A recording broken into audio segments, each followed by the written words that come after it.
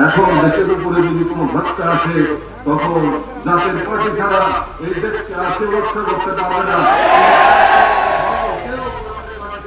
জাকের পার্টির চেয়ারম্যান মোস্তফা আমির ফয়সাল বলেন, বর্তমান পরিস্থিতিতে দেশবাসীকে রক্ষায় কঠিন ঐক্য ছাড়া অন্য কোনো বিকল্প নেই। তিনি দেশে চলমান ষড়যন্ত্রের বিরুদ্ধে সতর্ক করে বলেন, উপমহাদেশে ভয়াবহ যুদ্ধের ষড়যন্ত্র চলছে। বুধবার ৩০ এপ্রিল রাতে ফরিদপুরের সদরপুরে অনুষ্ঠিত জাকের পার্টির বিশ্ব ইসলামী সম্মেলনে ভার্চুয়ালি যোগ দিয়ে তিনি এ মন্তব্য করেন। মোস্তফা আমির ফয়সাল আরও বলেন, জাতি ও দেশকে রক্ষার জন্য প্রয়োজনে আরেকটি বিপ্লবের ডাক দেবেন এবং এর জন্য জাকের পার্টির লাখ লাখ নেতাকর্মী প্রস্তুত রয়েছে। তিনি বলেন, গত ৩৫ বছর ধরে তাদের বিরুদ্ধে ষড়যন্ত্র চলছে। দলীয় নেতাকর্মীদের বিরুদ্ধে মামলা দিয়ে হেনস্থা করার চেষ্টা করা হচ্ছে। তবে তিনি হুঁশিয়ারি দিয়ে বলেন, যদি জাকের পার্টির নেতাকর্মীদের গায়ে হাত দেওয়া হয়, দেশের মানুষ জ্বলে উঠবে। সম্মেলনে উপস্থিত ছিলেন জাকের পার্টির senior vice chairman doctor Sayem Amir Faisal Sami. তিনি বলেন, ঐক্যবদ্ধ থাকলে একটি সমৃদ্ধ বাংলাদেশ গড়া সম্ভব। তিনি আরো বলেন, জাকের পার্টি কখনো কোনো জোটে ছিল না এবং ভবিষ্যতেও তারা স্বতন্ত্রভাবে কাজ করবে।